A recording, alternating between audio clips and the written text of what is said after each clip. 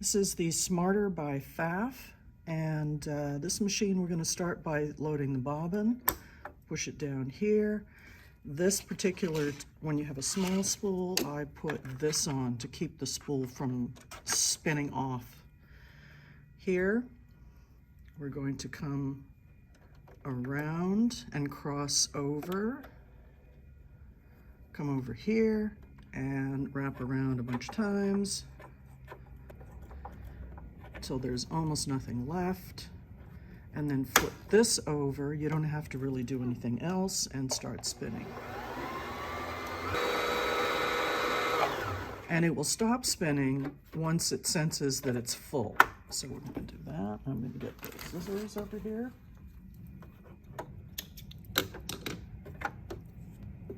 Okay, so to thread the machine, we're going to just follow these lines. Follow up here, down, follow inside, up and around. You want to make sure that the uptake is all the way up so that it drops into the hole right there, down into the first thread guide, and the second thread guide is from the left as it feeds in.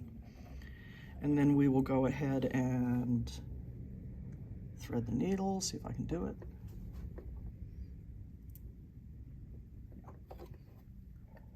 Thread the needle, make sure that the foot lift is on the back.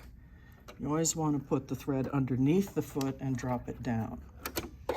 Now, the bobbin area is, here's the release, right here. So I do that, lift it up, and on the front, it tells me the direction that the thread goes before it drops in. So in this case, it's going counterclockwise. So it's going to drop in, and then it's telling me that it goes through a slot. I don't know if you can see it. It's right there, metal slot. Take it through there, bring it underneath, and it looks like it's coming up. Weird. Here.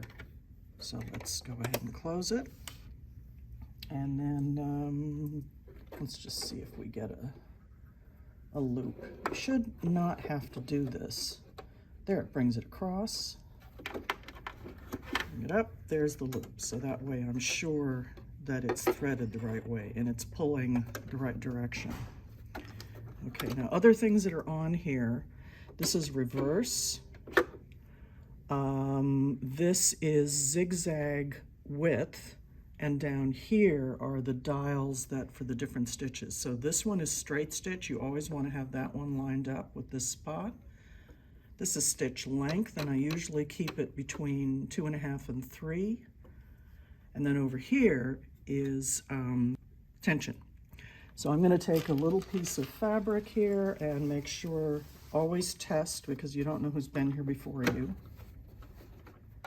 I'm going to drop it down, and I always start with the needle in the down position, pull the threads out because sometimes you get a loop when you first put the needle down. I'm going to pull all this stuff out of the way.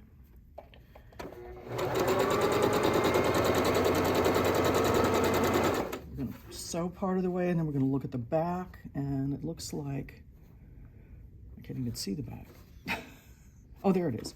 Okay, let me do it on another side where you can, and there is a, I think there's a thread, yes, there's a thread cutter on the side here. So let's do it this way so I can see what the back is looking like, the bobbin area. Drop the needle down, pull the threads to the back.